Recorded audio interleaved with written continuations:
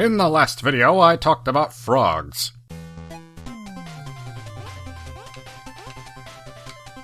And frog, yeah. Back to thinking about frogs. Man, I am just on a roll with negativity towards frogs today. These stupid frog enemies, handsome Mr. Frog.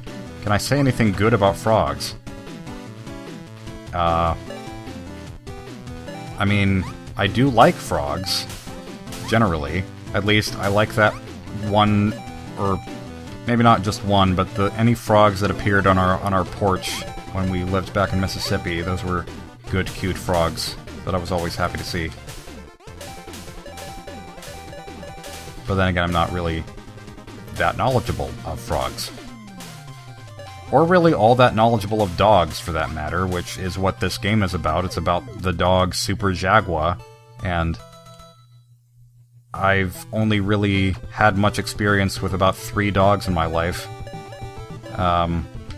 We had a dog named Grace a long time ago who ran away one day and never came back, and probably died somewhere, but who knows. It's automatically more sad because it's about a dog and not a person. I don't know.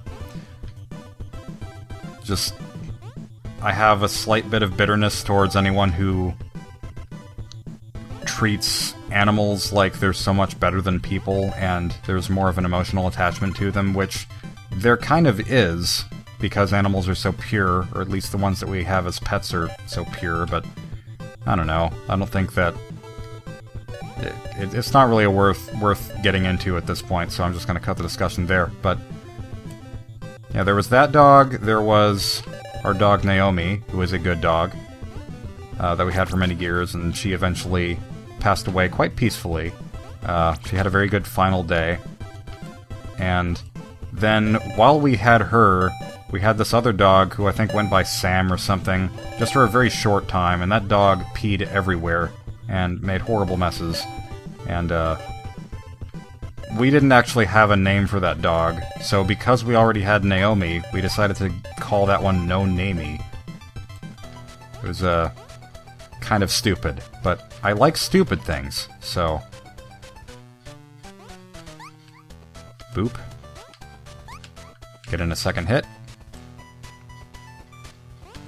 One thing I appreciate about this game, which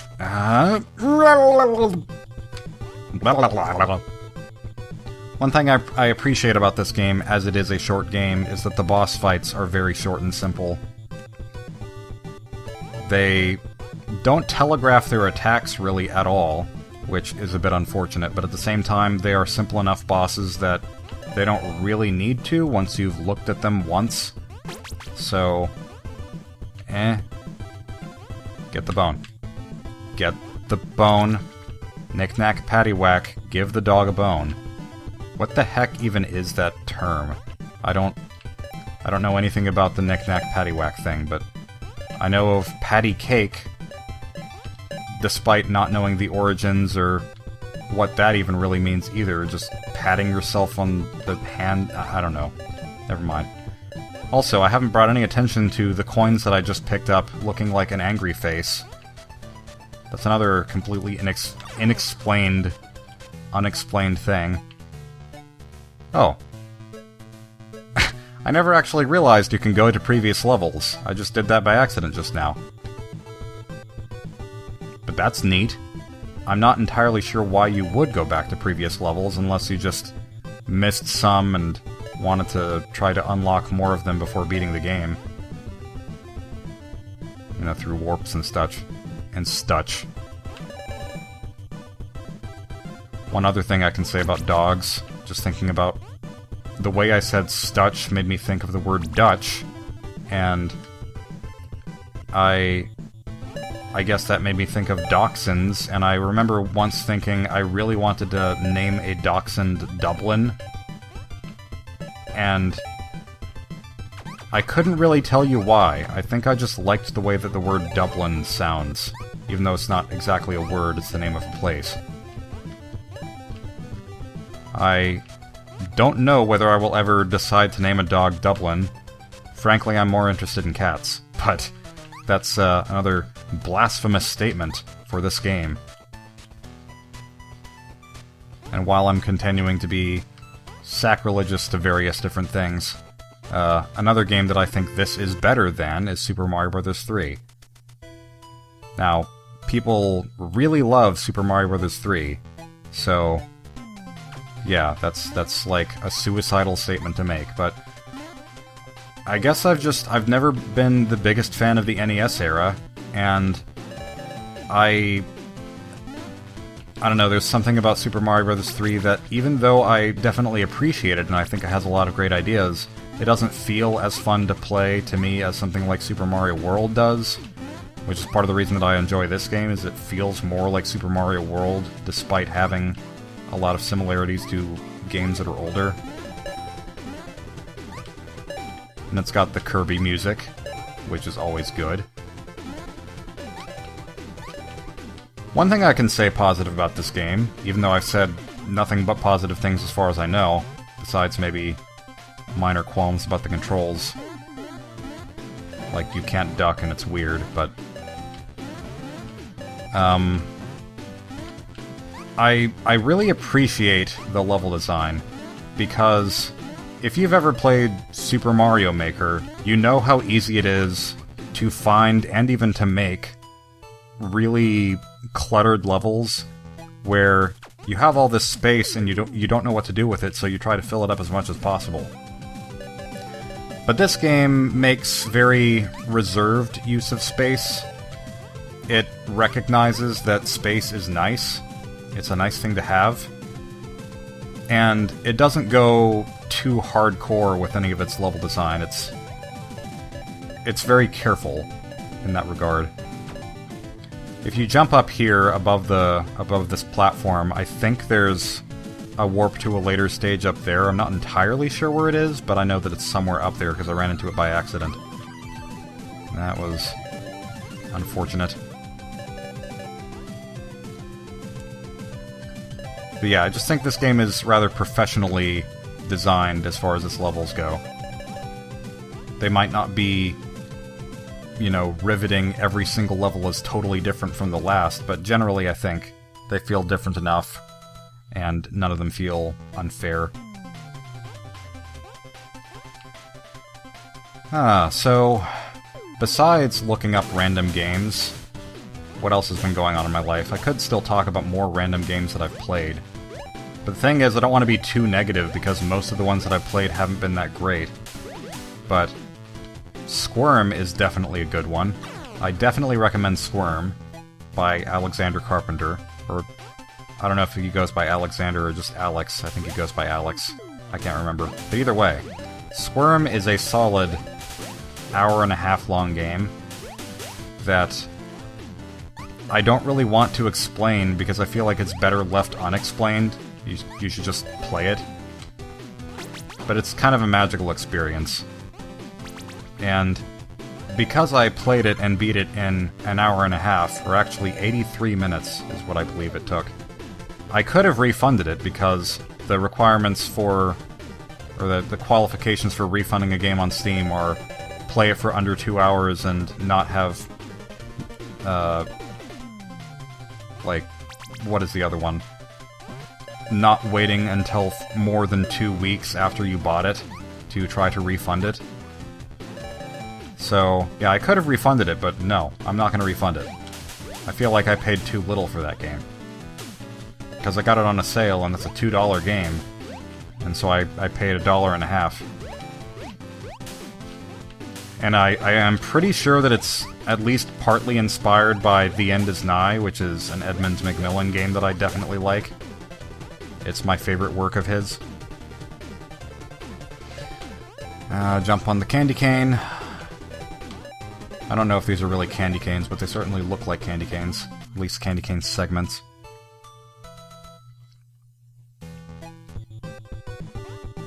I could talk about movies that I've seen lately, because you know how every once in a while in a video, on this channel, I can't remember in which Let's Plays, but I'm pretty sure at least twice I've mentioned like, I should really go back and watch A Bug's Life. That's a movie that I haven't seen in forever, and I remember really liking that movie, and watching it a bunch.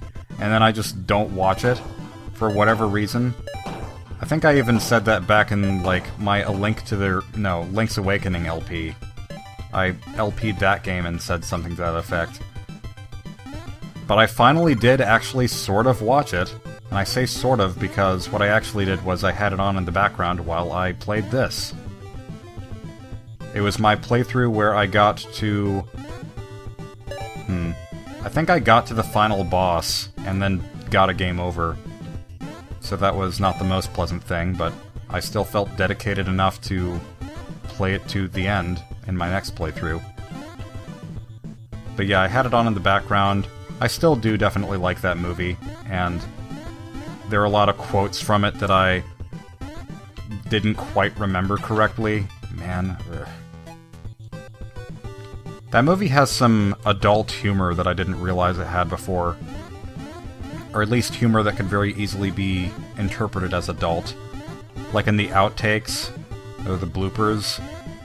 In the blooper reel, there's the girl ant who sees this handsome, dashingly handsome boy ant and says, "Ooh, so you going anywhere special tonight?" And then he falls over because he's just a cardboard cutout. And she says, "Oh no, I'm sorry. I thought he was real. Oh dear, put that thing in my car." And that could be an innocent statement, but at the same time, like, what reasons could you have for wanting a cardboard cutout of someone you wanted to just go out with? Like, bringing that in your car. It seems a little suggestive, at least to me, but it could be just my tainted adult mind. It's always possible. And another boss. It's a snake. Snake, a snake! Now this boss is, a bit of a problem if you're not prepared for it, because it has 2 attacks, and not just the usual 1 attack. So it switches between the 2, and I'm not always prepared, because I never quite know when it's going to jump, and I never quite know when it's going to shoot its green thing. Its snot ball, or whatever it is. It seems like it's probably a ball of mucus. Rather disgusting.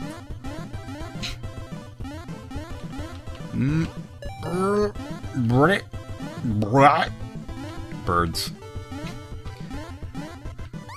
Another movie that I didn't watch fully, but I did at least look at it again, was Meet the Robinsons, because that's another movie that I remember liking, but I wasn't really quite sure, because whenever I watched more Disney movies afterwards, I liked them a lot better in general. So I thought, how do I... Man, I am just really being careless here. But yeah, it's a movie that I like, mostly the ending. I still really like the ending to that movie. It's a very inspired ending. But in terms of the rest of the movie, from what I just kind of looked at by browsing through it, skipping the different parts of it, it has the most immature humor. And sometimes the humor is just spot on and I love it. And other times it's kind of irritating. A little bit like this bouncing trampoline sound that I'm hearing a lot. Not my favorite trampoline sound, but what can you do? I just need to pay more attention. It's possible that if I go backwards, there's a power-up somewhere that I can grab to make this a little bit easier. I'll at least try it. Yeah, here we go. I should have just gotten this beforehand, on all of those other attempts. I don't really know if I had anything else to say about it. I like the ending of Meet the Robinsons, and then the rest of the movie varies in quality drastically. And let's see... A movie that I am interested in seeing, because of Star Wars The Last Jedi, is Looper, because that's another movie by Rian Johnson. Or is it Johnson or Johnston? Oh well, okay, I guess the power-up that I got didn't matter anyway, because I still lost it before the boss. Aren't I just a peach? Whatever that means. Yeah. My dad and I might watch that soon. I'm interested in learning more about that director's style, because it seems like he has a very twisty and interesting style. You waited longer to jump that time, you stupid snake. You really are a snake. You're a snake in a figurative and literal sense. Boing, boing, boing, boing, boing. Yeah. That's all I really have to say about movies in recent times. I want to watch, what is it called? The Hateful Eight as well. And I just haven't gotten around to it because it's a 3-hour-long movie, and I don't always feel like I have time to watch a 3-hour-long movie. Come on, Spring. There you are.